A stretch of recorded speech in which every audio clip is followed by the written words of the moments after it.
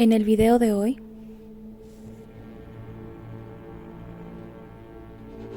hablaremos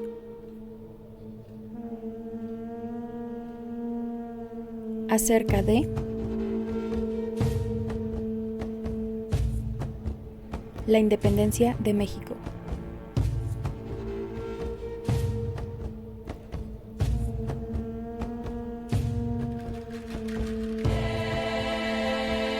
En primer lugar,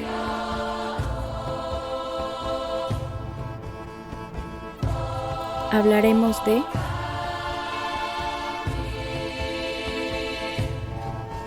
¿qué fue la Guerra de Independencia? La independencia de México fue la consecuencia de un proceso político y social resuelto con las armas que puso fin al dominio español en la mayor parte de los territorios de Nueva España y dio inicio al primer imperio mexicano.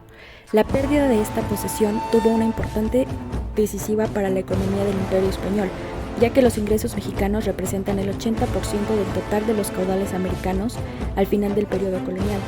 La guerra por la independencia mexicana inició el día 16 de septiembre de 1810 hasta la entrada del ejército trigarante a la Ciudad de México el día 27 de septiembre de 1821. El movimiento de la independencia de México tiene como marco la Ilustración y las revoluciones liberales de la última parte del siglo XVIII.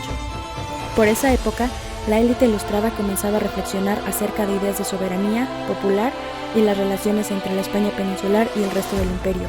Los cambios en la estructura social y política variados de las reformas borbónicas a los que se sumó una profunda crisis económica en Nueva España, también generando un malestar entre algunos segmentos de la población. Antecedentes internos y externos de la independencia de México. En la Nueva España fue implementada la Real Cédula de Consolidación de Vales para obtener beneficios económicos, medida que se basó en corregir las fugas fiscales y aumentar impuestos a sectores productivos como el de la agricultura, minería y comercio. La recaudación de impuestos provocó consecuencias desfavorables para el control y la administración de la colonia española. Las diferencias entre peninsulares y criollos se acentuaron. Las ideas liberales e ilustradas comenzaron a propagarse e influir en grupos de origen criollo que ejercían influencia en el orden público, la administración de gobierno y la iglesia.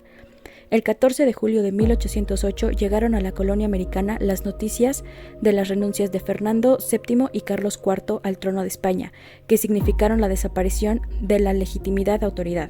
El Ayuntamiento de la Ciudad de México, en representación de todo el reino, entregó al virrey un memorial para que las renuncias fueran nulas por haber sido arrancadas por la violencia.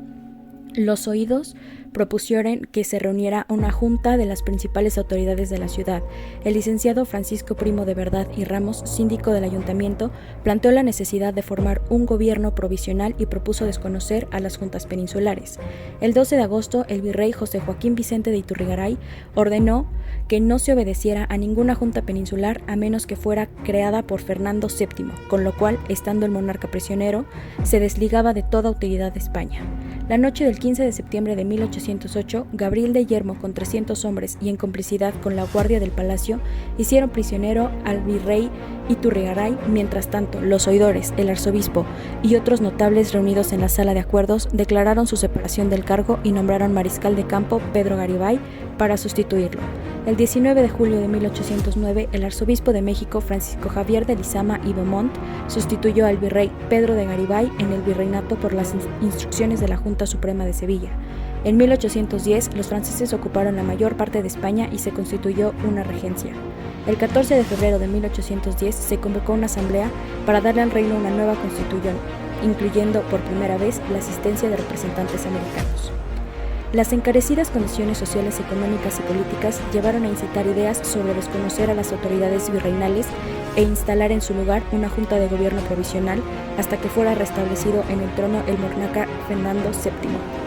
En el pueblo de Dolores, el cura Miguel Hidalgo y Costilla, con un grupo de criollos, entre quienes figuraban los capitanes del regimiento de dragones provinciales de la Regia, Ignacio Allende y Juan Aldama, comenzaron a conspirar en casa del corregidor de Querétaro, don Miguel Domínguez. Con estas reuniones finalmente lograron desatar el movimiento de la Guerra de Independencia. Al primero se les integró por campesinos, agricultores, mineros y trabajadores de las haciendas sin ningún conocimiento castrense. El ejército insurgente comenzó a organizarse con la dirección de algunos líderes que aprovecharon de los nativos, su algido conocimiento del terreno, la cantidad de efectivo que se unieron a su causa y la adhesión de probablemente 2 compañías de dragones de regimiento provincial. Durante el mes de junio de 1811, las autoridades españolas intentaron detener los brotes insurgentes con el reglamento político-militar llamado Plan de Calleja, que exigía crear cuerpos de infantería y caballería en las ciudades y conseguir que los habitantes de las haciendas y ranchos se defendieran de los ataques insurgentes y aumentaran el número de cuerpos irregulares, dando como resultado un paulatino reconocimiento de los cuerpos irregulares con los que se sostuvieron múltiples choques violentos y desorganizados. Si bien las huestes insurgentes carecían de conocimientos estratégicos y tácticos para la guerra, la cantidad de hombres que se unieron a la causa de independencia hizo la diferencia en la mayoría de combates y enfrentamientos que se liberaron contra el ejército realista. De manera que a largo plazo el ejército insurgente formó una verdadera resistencia hasta la integración del ejército trigarante.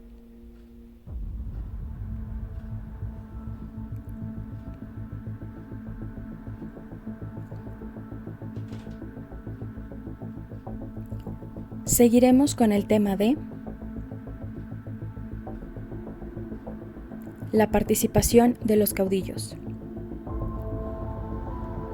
El 26 de junio de 1811, después de más de 3 meses de suplicio, fueron pesados por las armas los héroes de la independencia: Ignacio Allende, Juan Aldama, Mariano Jiménez y Manuel Santamaría, caudillos del grupo de los insurgentes que encabezaban el estallido revolucionario de 1810 en búsqueda de libertad, igualdad social, económica y política, y la soberanía nacional, anhelos que esperaban ver concretados en un nuevo país donde sus habitantes tendrían una mejor calidad de vida mediante el reconocimiento, protección y respeto de los derechos fundamentales para su pueblo. Se organizó la salida de los prisioneros que formaban la lista de caudillos que debían ser trasladados, entre ellos Hidalgo, Allende, Santamaría, Jiménez, Aldama, Lanzagorta y Absolo. En Monclova permanecieron muchos otros que sin formación de causa fueron fusilados, o en el mejor de los casos condenados a trabajos forzados en haciendas cercanas. Todo se inició a las 6 de la mañana del 26 de julio, cuando llegó el momento de cumplir la sentencia. Se oyeron toques de clarines al redoblar los tambores y las voces de mando que indicaban un gran movimiento de tropas, mientras las campanadas de los templos, con los lúgubres tañidos, anunciaban al vecindario de Chihuahua que los caudillos serían fusilados. Sin quitarles los grilles y las esposas, se condujo a los presos a la plaza de San Felipe. Ahí estaban listos los pelotones de ejecución. A solo 3 pasos de los banquillos serían sacrificados. La muerte de los caudillos pioneros de la Revolución de Independencia marcó el paso a una segunda etapa de la guerra. A pesar de que fue un golpe duro, el ánimo de los insurgentes no decayó con estas muertes. Su causa se había dispersado por todo el país pese a la difusión por parte de los realistas que el movimiento había terminado. Pero Morelos ya estaba en pie de guerra y había logrado varias victorias, y el movimiento continuó y triunfó. Los insurgentes murieron por los principios que defendieron: el nacimiento de una nación, independencia política absoluta, soberanía popular, igualdad y justicia.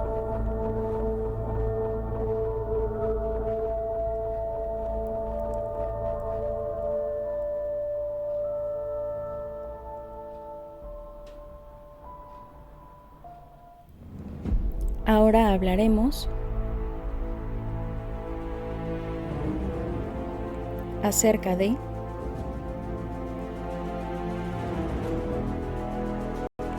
los idearios políticos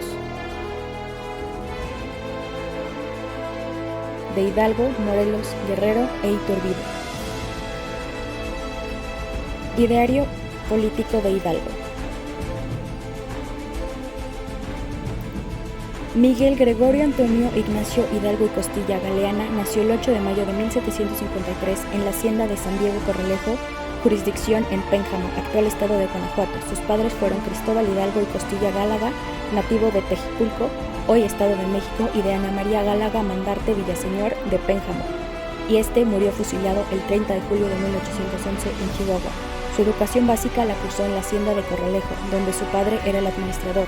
Luego pasó a Valladolid, ciudad en la que realizó parte de sus estudios superiores.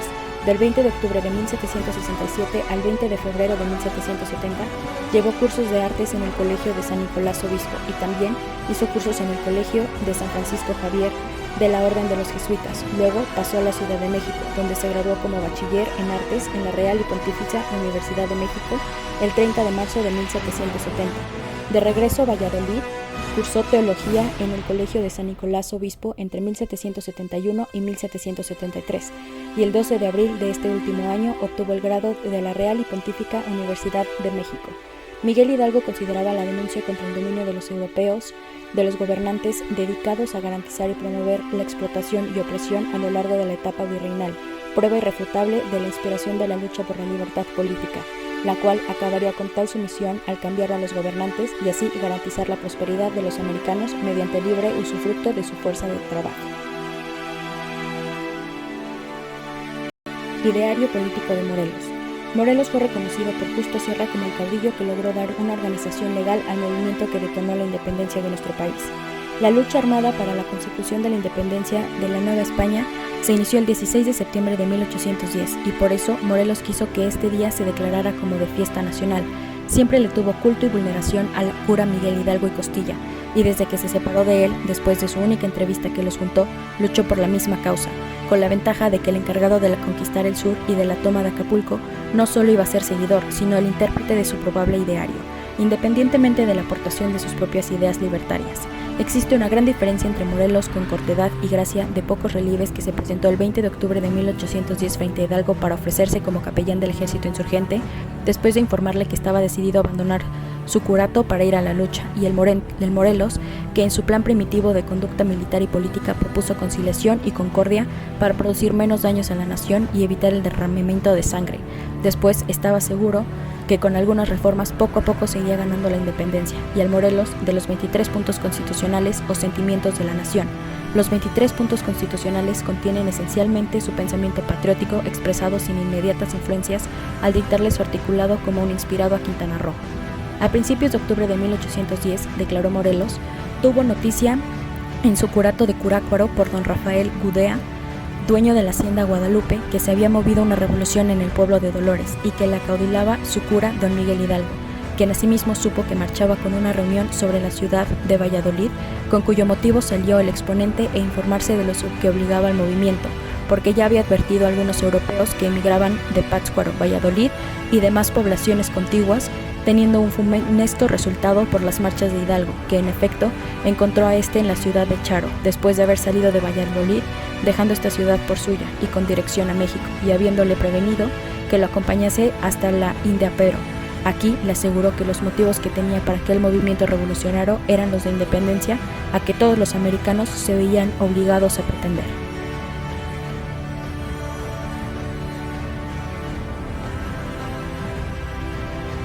Ideario político de Guerrero e Iturbide. El 27 de septiembre de 1821, el ejército trigarante entró triunfante a la Ciudad de México, dándose por consumada la lucha de independencia bajo el mando de Agustín de Iturbide, quien había sido uno de los integrantes destacados del ejército realista. En noviembre de 1820 fue nombrado comandante general del sur y se le encargó combatir a Vicente Guerrero, quien se había convertido en uno de los principales líderes de los insurgentes e independientes. El 10 de enero de 1821, Iturbide le escribe a Vicente Guerrero invitándolo a rendirse por estar en camino a la independencia. Guerrero rechaza el indulto, pero le ofrece su ayuda si en verdad su propósito es lograr la independencia. El 10 de febrero, Iturbide y Guerrero se reúnen, lo que ocurre en Acatempan, municipio de Teolopan, Guerrero, acontecimiento en el cual le da al episodio conocido como Abrazo de Acatempan. El 24 de febrero, Iturbide firma el plan de Iguala y lo envía al virrey Juan Ruiz de Apodaca. Los principios de este documento eran establecer la independencia de México, mantener la monarquía encabezada por Fernando VII o alguno de los miembros de la corona española, establecer la religión católica como única y la unión de todas las clases sociales. Así, el 1 de marzo, Iturbide lo da a conocer a las tropas, que lo proclaman como el comandante del ejército de las tres garantías: religión, independencia y unión, por lo cual el virrey Apodaca lo declara fuera de la ley.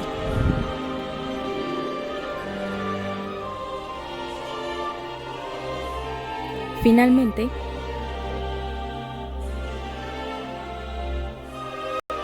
hablaremos de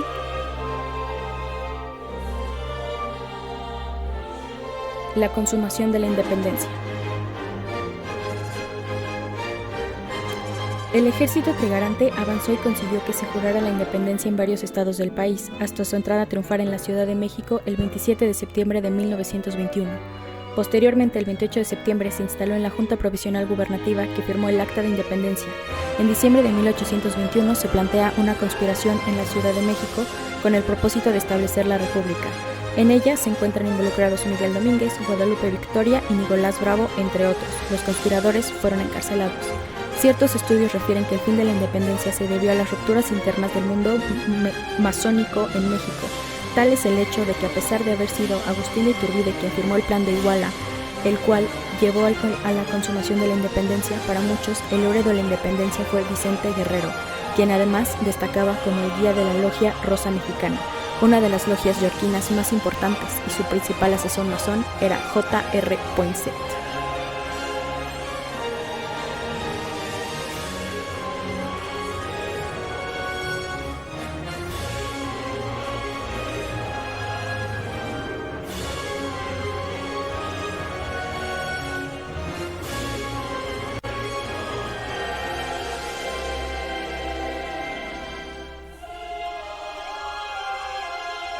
Gracias por ver, no olviden darle like y compartir.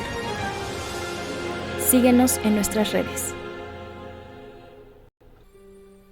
Nos vemos en un próximo video. Alcance: Universidad sin límites.